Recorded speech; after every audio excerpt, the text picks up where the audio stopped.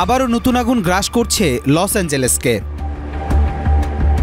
ইতিহাসের সবচেয়ে ধ্বংসাত্মক দাবানলের কবলে পড়া যুক্তরাষ্ট্রের লস অ্যাঞ্জেলস শহরটিতে আবারও শুরু হয়েছে দাবানল। ইতিমধ্যে স্থানীয় কর্তৃপক্ষ এই রাজ্যটি থেকে ৩১,০০০ বাসিন্দাকে নিরাপত্তার জন্য তাদের ঘর ছাড়ার নির্দেশ দিয়েছেন।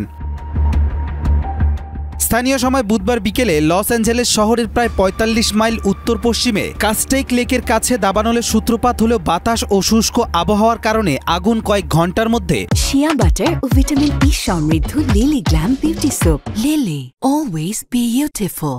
৯,৪০০ একরেরও বেশি জমিতে ছড়িয়ে পড়েছে। বাতাসের তীব্রতায় পরিস্থিতি আরও খারাপ হওয়ার আশঙ্কা রয়েছে।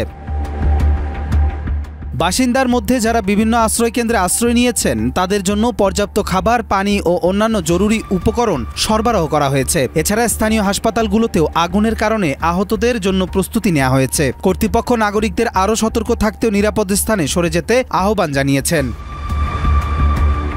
এ পর্যন্ত আগুনের কারণে কতটুকু ক্ষতি হয়েছে সে বিষয়ে নির্দিষ্ট কোনো তথ্য পাওয়া যায়নি। এর আগে ১০ দিনের বেশি সময় ধরে দাবানলে ক্ষতিগ্রস্ত হয়েছে লস অ্যাঞ্জেলেস। দাবানলে প্রাণ গেছে অন্তত ২৮ জনের, পুড়ে গেছে ১২,০০০-এর বেশি ঘরবাড়ি ও স্থাপনা। ধ্বংসস্তূপে পরিণত হয়েছে লস অ্যাঞ্জেলেসের বিস্তীর্ণ এলাকা। আশ্রয় কেন্দ্র থেকে বাড়িঘরে ফিরতে শুরু করেন বাসিন্দারা। এর মধ্যে নতুন করে ফের শুরু হলো দাবানল।